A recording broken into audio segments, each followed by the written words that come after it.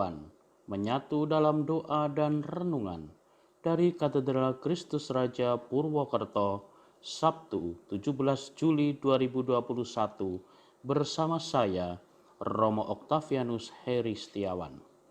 Saudara-saudari yang terkasih, salam sehat dan berkah dalam.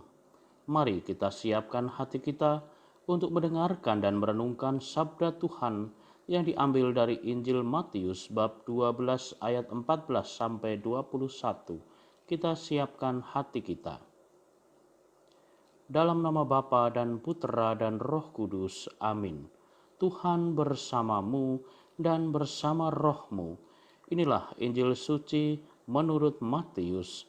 Dimuliakanlah Tuhan. Lalu keluarlah orang-orang Farisi itu dan bersekongkol untuk membunuh dia. Tetapi Yesus mengetahui maksud mereka, lalu menyingkir dari sana. Banyak orang mengikuti Yesus dan ia menyembuhkan mereka semuanya. Ia dengan keras melarang mereka memberitahukan siapa dia, supaya genaplah firman yang disampaikan oleh Nabi Yesaya.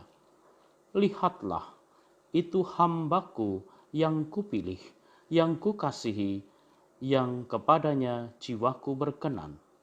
Aku akan menaruh rohku ke atasnya, dan ia akan memaklumkan hukum kepada bangsa-bangsa.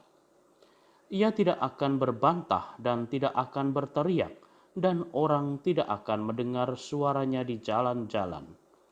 Buluh yang patah terkulai tidak akan diputuskannya, dan sumbu yang pudar nyalanya tidak akan dipadamkannya, sampai ia menjadikan hukum itu menang. Dan padanyalah bangsa-bangsa akan berharap. Demikianlah sabda Tuhan. Terpujilah Kristus.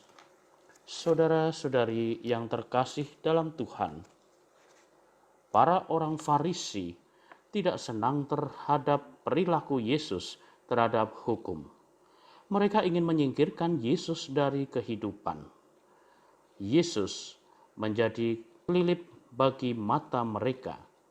Oleh karena itu, Yesus menghindar dan meneruskan perjuangannya dalam kesederhanaan dan pelayanan yang tersembunyi.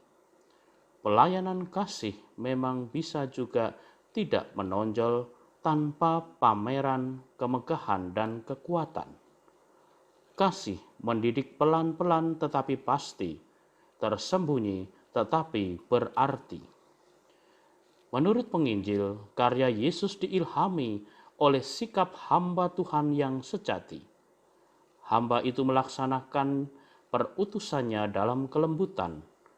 Pelayanannya tertuju pada semua orang berkat karya roh yang mendorong batinnya. Ia tidak akan berteriak, tidak menggunakan kekerasan, bahkan buluh yang patah tidak akan diputus, dan nyala lampu yang berkedip tidak akan dihapus. Apakah pelayanan kita sebagai orang beriman lebih banyak kita arahkan kepada orang beriman, ataukah kita lebih terbuka bagi kepentingan bersama? Peranan hamba Tuhan dilihat Matius sebagai pendidik bangsa. Berkat kepenuhan Roh Allah yang merasuki hamba Tuhan itu, maka bangsa akan mengenal tertib hukum. Cara hamba berperan sebagai pendidik lembut, jauh dari kekerasan, menjadi berbeda dengan para pengajar yang sering berubah menjadi penghajar.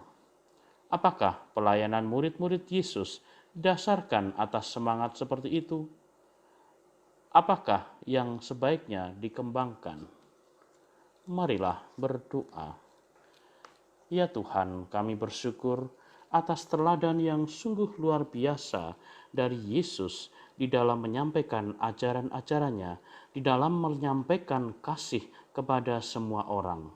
Semoga kami dapat meneladani cara hidup Yesus dalam ambil bagian untuk mewartakan sabdanya, untuk mewartakan ajarannya, untuk mewartakan teladannya di dalam kehidupan kami masing-masing, sehingga kehadiran kami sungguh-sungguh bisa menjadi duta-duta cinta bagi sesama kami.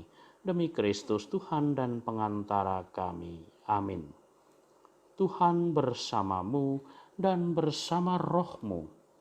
Kita sekalian senantiasa diberkati oleh Allah yang Maha Kuasa, Bapa dan Putera dan Roh Kudus. Amin. Selamat beraktivitas, Tuhan memberkati. Salam mendoan.